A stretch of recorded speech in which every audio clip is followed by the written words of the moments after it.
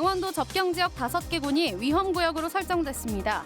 대북전단 살포 관계자의 출입이 통제되고 관련 물품 운반 등이 금지됩니다. 북한의 남북공동연락사무소 폭발로 남북관계 긴장감이 고조되자 강원도 평화사업이 차질을 빚게 됐습니다. 문재인 대통령이 한국판 뉴딜의 첫 현장 행보로 춘천의 데이터 인공지능 전문 기업인 더존비즈온을 방문했습니다. 수능 전초전이라 불리는 6월 모의평가가 일제히 치러졌습니다. 코로나19 환경에서 보는 시험이어서 수험생들은 더욱 긴장했습니다.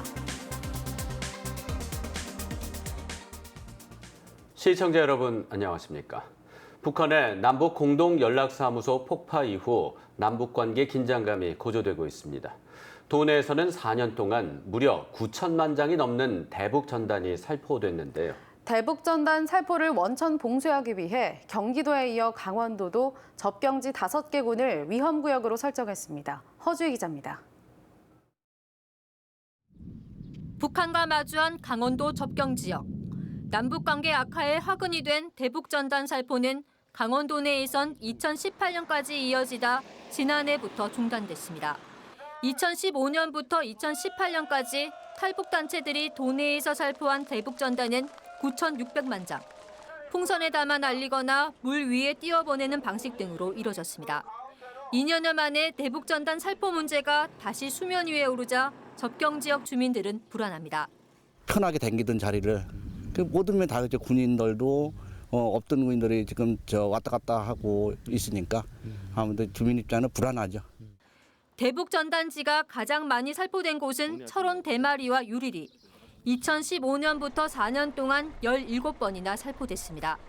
양구에선 2010년 방산면 1000mm에 이어 2013년 해안면 만대리와 동면 팔랑리에서 시도됐고 2012년부터 3년 동안 화천 봉오리와 다목리, 마현리에서도 대북 전단이 살포됐습니다. 과거에도 거기서 살포한 그 사례가 있습니다. 그래서 그 지역에 출입하는 차량에 대해서 전면적으로 그 검문 검색을 강화해서 그런 살포를 할 수 없도록 조치를 하고 있습니다. 남북 관계 악화에 따른 위기감이 높아지자 강원도가 대북 전단 살포를 원천 봉쇄하기 위해 접경 지역 5개 군을 위험구역으로 설정했습니다. 위험구역은 철원, 화천, 양구, 인제, 고성군 전역입니다. 강원도는 오는 11월 30일까지 대북전단 살포 관계자의 출입을 통제하고 대북전단 관련 물품 준비와 운반 등을 금지하기로 했습니다. 무단 접근할 때는 신고할 수 있도록 하고 경찰이 이제 주변 지역에 배치돼서 감시하고 그런 행동을 했을 때는 이제 단속해서 법에 따라서 조치할 계획입니다. 대북전단 살포에 따른 북한의 추가 도발에 대한 우려가 커지면서 접경 지역 주민들은 급박하게 전개되는 남북 상황에 촉각을 곤두세우고 있습니다. MBC 뉴스 허주입니다. 수능 전초전이라 불리는 6월 모의평가가 오늘 강원도 내 100개 고등학교에서 치러졌습니다. 코로나19 사태로 40일가량 휴업하는 등 악조건 속에 치른 시험 현장에 강화길 기자가 다녀왔습니다. 6월 모의평가를 앞둔 고3 교실입니다. 답안지가 배부되자 익숙하게 이름을 적고 수험 번호를 표시합니다. 코로나19로 인해서 모의고사를 보게 했는데 최선을 다해서 시험을 잘 봅시다. 화이팅! 드디어 첫 시험지를 받아든 수험생들. 일순간에 긴장이 감돕니다.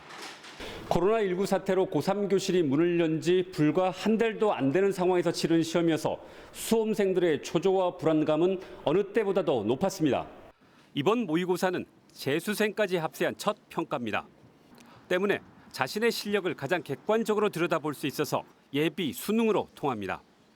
그런데 40일가량의 휴업에다 2달 넘는 원격 수업 등 이전 수험생들은 겪지 않았던 환경에서 보는 시험이어서 걱정이 태산입니다. 근데 마스크도 쓰고 하다 보니까 제대로 집중도 못하고 그러다 보니까 재수생들에게 많이 밀리지 않을까 걱정을 하기도 했습니다. 더욱이 이 시험 전후로 중간고사를 치르는 학교도 많아 내신 챙기느라 모의평가에만 집중할 수도 없었습니다. 고3 수험생들의 이런 현실을 감안한 듯 이번 모평은 평이하게 출제됐습니다.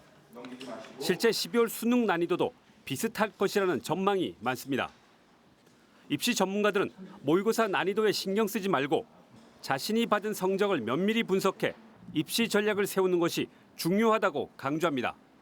또 내신을 가지고 또 수시에 전략적으로 집중하면은 그렇게 뭐 재수생에 비해서 불리하다 그렇게 생각하지 않습니다. 아울러 속속 공개되는 대학별 입학 전형 계획도 놓쳐서는 안 됩니다. 특히 올해는 각 대학들이 코로나19로 피해를 본 고3을 위한 배려책을 앞다투어 내놓고 있습니다. 수능 최저 학력 기준 완화, 면접 폐지 등 바뀐 전형 요소에 따른 유분리를 잘 따져야 합니다. 170일도 남지 않은 수능. 코로나19가 만든 새로운 수업 환경이 수험생들에게 어떻게 작용할지 학교 안팎의 관심이 높습니다. MBC 뉴스 강화길입니다. 지난해 산불 피해가 있었던 강릉시 옥계면 도직리의 산지가 훼손된 것으로 드러났습니다. 한 종교단체가 산지 전용 허가를 받지 않고 벌인 일인데 강릉시는 사건을 검찰에 송치하는 등 강력한 행정처분을 예고했습니다. 홍한표 기자가 보도합니다. 지난해 산불 피해를 입었던 강릉시 옥계면 도직리의 한 야산. 드론을 띄워보니 산 봉우리가 사라진 채 거대한 운동장으로 변했습니다. 산을 깎아낸 절개 사면을 보면 3, 4m 높이가 잘려나간 것으로 관측됩니다. 산지 전용 허가를 받지 않고 털을 닦은 겁니다. 현재까지 조사한 바에 따르면 훼손된 면적은 18,000제곱미터에 이르고 있습니다. 마을 주민들은 산지 훼손이 지난 4월부터 이루어졌다고 말하고 있습니다. 규모가 워낙 크다 보니 불법인 줄 까맣게 몰랐습니다. 저거는 저 정도로 저게 훼손이 큰 걸 봐서 저희들은 정식 절차를 밟아서 허가를 득하고 하는 걸로 다 그래 인식했습니다. 산림 불법 훼손 행위자는 충북 소재의 한 종교단체로 알려졌는데 산불 피해로 인한 토사 유출을 막기 위해 재해 예방 차원에서 산지를 정비했다고 강릉시에 밝혔습니다. 강릉시는 강력한 행정 집행을 예고했습니다. 긴급히 자갈을 깔아 장마철 토사 유출을 최대한 막고 나중에는 산지 복구 명령을 내릴 계획입니다. 일단은 인허가 절차 없는 그 산림 불법 행위에 대해서 사법 처리 후 검찰에 송치할 예정이고요. 그다음에 복구가 지금 필요한 상황인데 복구 설계서를 받은 후에 복구 명령을 할 예정이고. 주민들은 장마나 집중호우 시 토사가 유출돼 마을 쪽으로 흘러들 수 있다며 재해 예방과 신속 복구를 요구하고 있습니다. MBC 뉴스 홍한표입니다. 이낙연 의원을 위원장으로 하는 더불어민주당 코로나19 국난극복위원회가 오늘 원주를 방문해 강원권 주요 현안을 점검했습니다. 위원들은 특히 디지털 헬스케어 실증 사업에 큰 관심을 보였습니다. 권기만 기자가 취재했습니다. 원주 의료기기 테크노밸리를 찾은 더불어민주당 코로나19 국난극복위원들. 업체들이 개발한 비대면 원격 진료 장비와 이를 활용한 진료가 어떻게 가능한지 서비스 시연을 관심 있게 지켜봤습니다. 코로나 사태를 계기로 원격 의료를 핵심으로 하는 디지털 헬스케어의 필요성이 전 세계적으로 부각되고 있는 상황. 생명 건강을 지키고 안전하고 할 수 있는 건강 시스템, 또 하나는 그의 미래 산업. 이것을 할 수 있는 것이 결국 선진국일 것이다. 국무총리 시절 강원도를 디지털 헬스케어 규제 특구로 지정한 이낙연 의원은 원주 의료기기 산업의 발전 가능성을 다시 한번 강조했습니다. 가운데서 가장 성공적인 곳의 하나가 원주입니다. 의과대학 연구기관 그리고 건보 심평원 이만큼 많이 집적된 곳이 대한민국에 없습니다. 하지만 실증 사업이 시작된 지 1년이 지나도록 의료계 반발 등의 영향으로 실질적인 성과는 많지 않은 상황. 최근 병원협회와 의사회가 모니터링 단계의 원격 의료에 조건부로 찬성한다는 입장으로 한 발 물러서기는 했지만 제대로 된 실증에는 한계가 있을 수밖에 없습니다. 이 의원은 원격 의료와 관련한 갈등을 해결해야 한다면서도 의료계를 언제까지 어떻게 설득하겠다는 등의 구체적인 방법론은 제시하지 못했습니다. 이런 문제들을 피해가면서 바이오 헬스 산업을 발전시킨다는 것은 현실성이 없는 얘기이기 때문에 바로 그런 문제들을 함께 지혜를 모아봤으면 좋겠고. 코로나 영향으로 디지털 헬스케어 산업이 그 어느 때보다 주목받고 있는 시점에 유력 여권 대선 후보의 방문이 앞으로 원주 의료기기 산업에 어떤 영향을 미치게 될지 주목됩니다. MBC 뉴스 권기만입니다. 문재인 대통령이 한국판 뉴딜 정책 첫 현장 방문으로 오늘 데이터 인공지능 전문 기업 더존 비즈온의 춘천 강촌 캠퍼스를 찾았습니다. 문 대통령은 코로나19 시대 새로운 활로를 모색하기 위해 디지털 뉴딜과 그린 뉴딜을 양축으로 하는 한국판 뉴딜을 지시하고 오늘 춘천에서 현장 행보를 시작했습니다.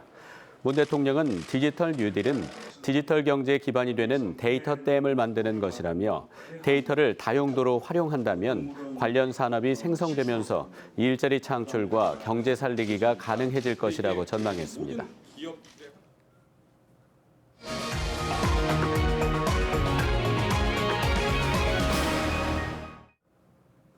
북한의 남북 공동연락사무소 폭파로 남북관계 긴장감이 고조되자 강원도 평화사업이 차질을 빚게 됐습니다. 오는 25일 철원 일대에서 열리는 6.25 한국전쟁 70주년 공식 행사는 조찬기도회와 평화연합예배를 예정대로 진행하지만 인기 트로트 가수와 시민 등 3,000명이 참가하는 3부 기념 공연은 취소했습니다. 또 강원도가 추진해온 화살머리 고지 평화기념관 건립 사업을 비롯해 남북 교류 협력 사업 추진이 불투명해졌습니다. 한편 미래통합당 한기호 국회의원은 강원도가 철원에서 6.25 전쟁 70주년 공식 행사를 개최해 종전선언 기념 퍼포먼스를 기획하고 있다며 행사 중단을 촉구했습니다. 한 의원은 북한의 도발과 위협이 이어지는 상황에서 종전을 운운하고 강원도가 이에 동조하는 행사를 기획하고 있는 것에 깊은 우려를 표한다고 밝혔습니다. 춘천 지역 방사능 문제 해결을 위한 시민대책위원회가 캠프 페이지 오염 조사를 할 때 방사능 검사도 함께 해야 한다고 주장했습니다. 대책위는 오늘 춘천시청에서 기자회견을 열고 미군 주둔 당시 캠프 페이지에 핵무기가 있었다는 증언이 있었다며 현재 땅 위에서는 방사능 수치가 높지 않지만 땅 속의 방사능 수치를 살펴봐야 한다고 밝혔습니다. 또 춘천에서 생산된 골재에 방사선 수치가 높다며 방사선 차폐제를 사용하면 수치를 낮출 수 있다고 주장했습니다. 수도권을 중심으로 급증한 코로나19 환자가 대전 지역으로 번진 가운데 강원 지역 내 환자는 닷새째 발생하지 않고 있습니다. 강원도에 따르면 코로나19 환자는 지난 13일 발생한 춘천 20대 여성 이후 추가되지 않아 누적 환자 60명을 유지하고 있습니다. 하지만 어제 하루 동안 서울, 경기에서 39명, 대전, 세종, 충남 지역에서 11명이 발생하는 등 코로나19 감염이 수도권을 넘어 다른 지역으로 확산하고 있습니다. 최근 한 달 사이 춘천과 철원에서 발생한 환자는 모두 수도권에서 감염돼 긴장감을 늦추지 못하는 상황입니다.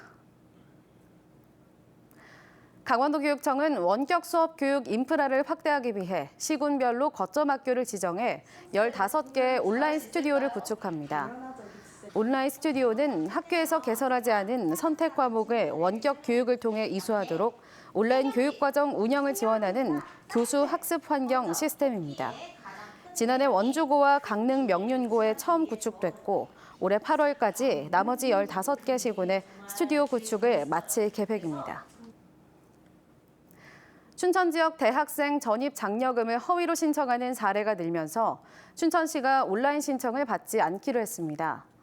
춘천시는 다른 지역 거주자가 전입 장려금을 허위로 신청하거나 제출 서류를 첨부하지 않는 문제점이 발견됐다며 앞으로는 온라인 신청을 받지 않고 행정복지센터 방문 접수만 실시한다고 밝혔습니다. 춘천시는 인구 늘리기 정책 중 하나로 지난해부터 대학생 전입 장려금을 학기당 10만 원씩 최대 80만 원까지 지원하고 있습니다. 스포츠 토토나 그래프 도박 등 불법 도박 사이트를 조직적으로 운영한 운영자 30명이 경찰에 적발됐습니다. 강원지방경찰청은 대만에 거점을 두고 4년간 540억 원대 도박 사이트를 운영한 총책과 인출책 등 공범 21명을 검거해 구속했다고 밝혔습니다. 뉴스를 마칩니다. 고맙습니다.